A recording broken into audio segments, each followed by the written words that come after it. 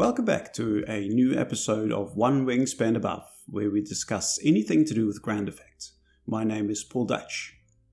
In this episode, we look at an enormous do-it-yourself Ikranoplan built in the UK that is unmanned.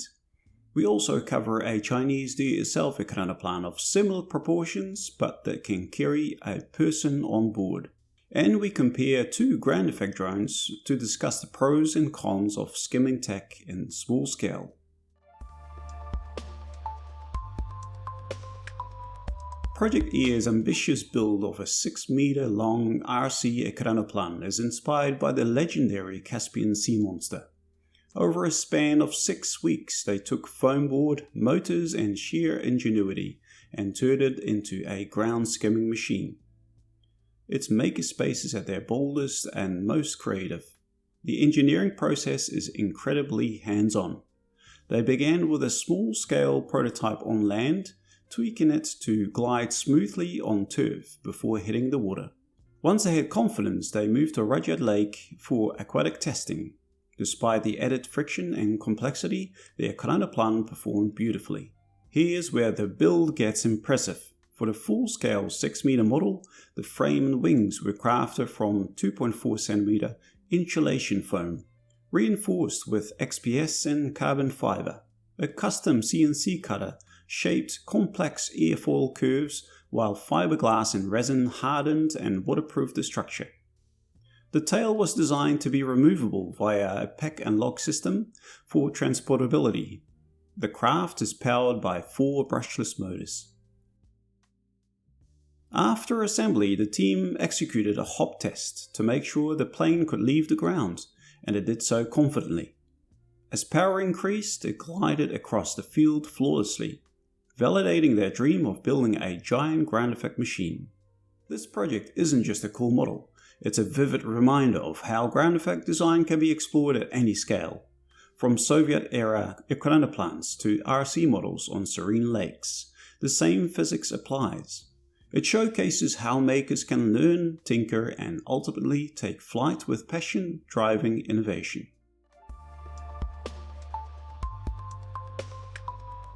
Now we're looking at one of the most ambitious maker projects in ground effect flight. The Chinese channel Aircraft Wool Art by Demonic Creation documents a full end-to-end build of a manned Ikranoplan, designed, fabricated and flight tested over roughly 240 days, with the long-term goal of crossing a strait. This isn't a CAD teaser or an RC demo. It's a real sea-skimming craft working its way through the classic test envelope from taxi to sustained ground effect runs. The title and description make the scope clear.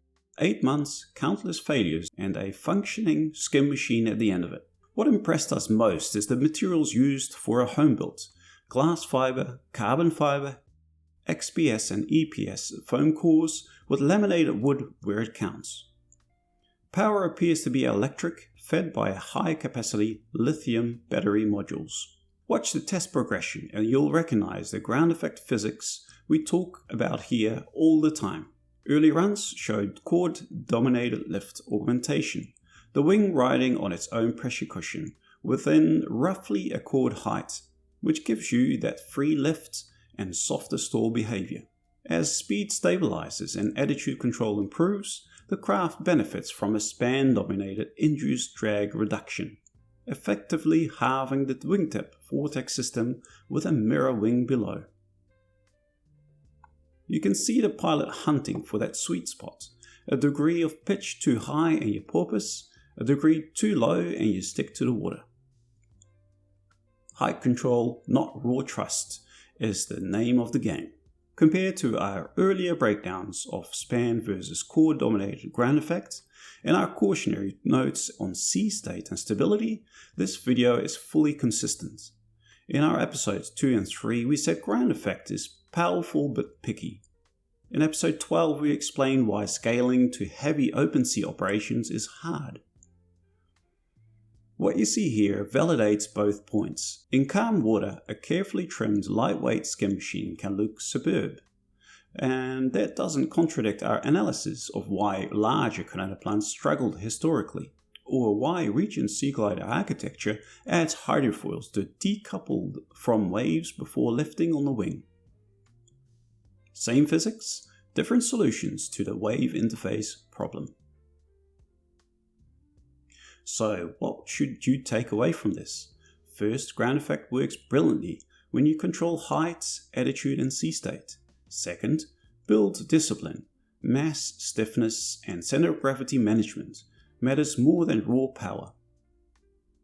This mega project is a terrific living lab for everything we discuss on the channel, and we'll log it into our knowledge base as a clean, contemporary example of chord then span behavior in the wild.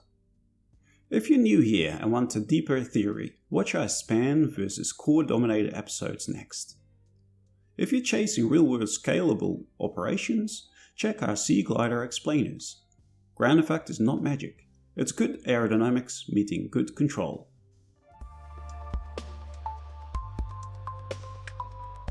For decades, ground effect craft were envisioned as massive machines, Soviet econoplans the size of ships, or more recently, Regent's passenger-carrying sea gliders.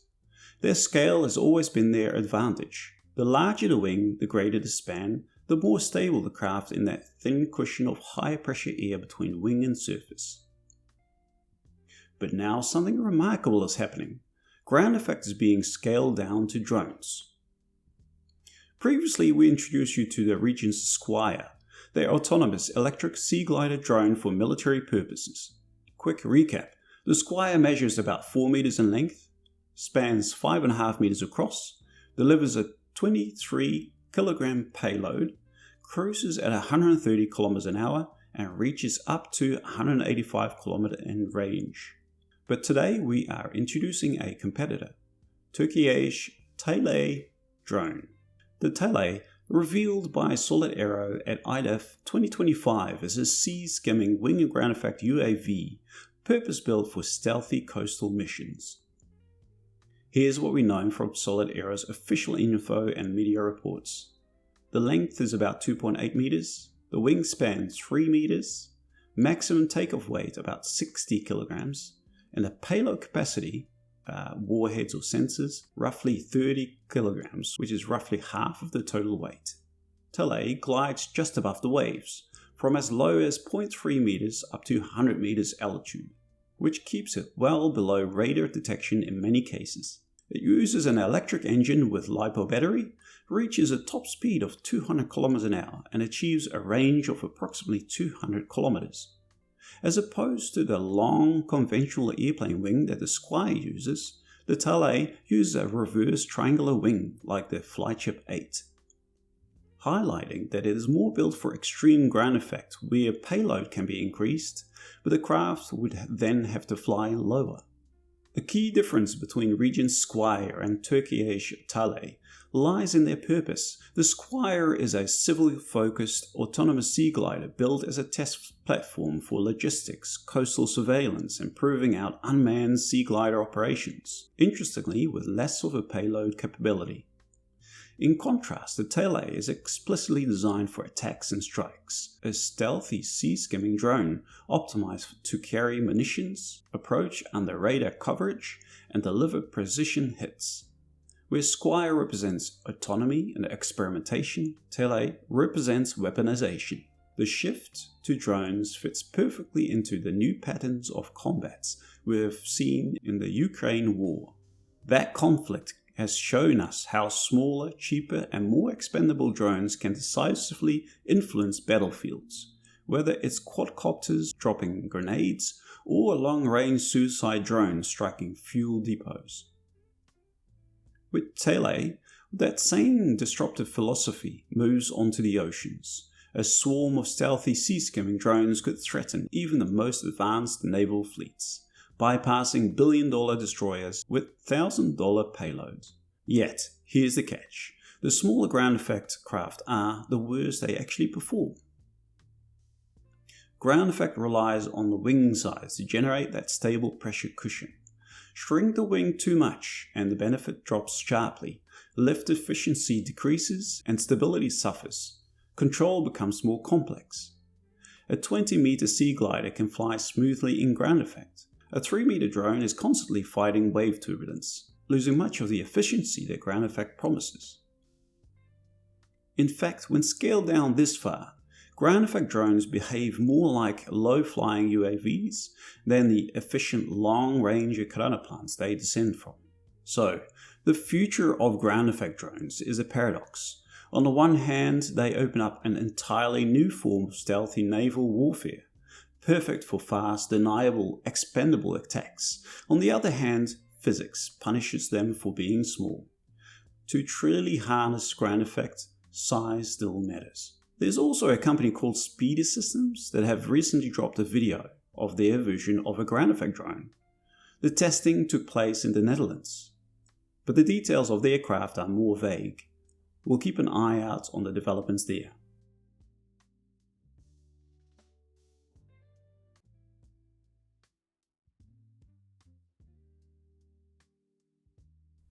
For now, thank you for watching. Keep in the loop by hitting the subscribe button, and we'll see you here for the next episode of One Wingspan Above. Keep skimming.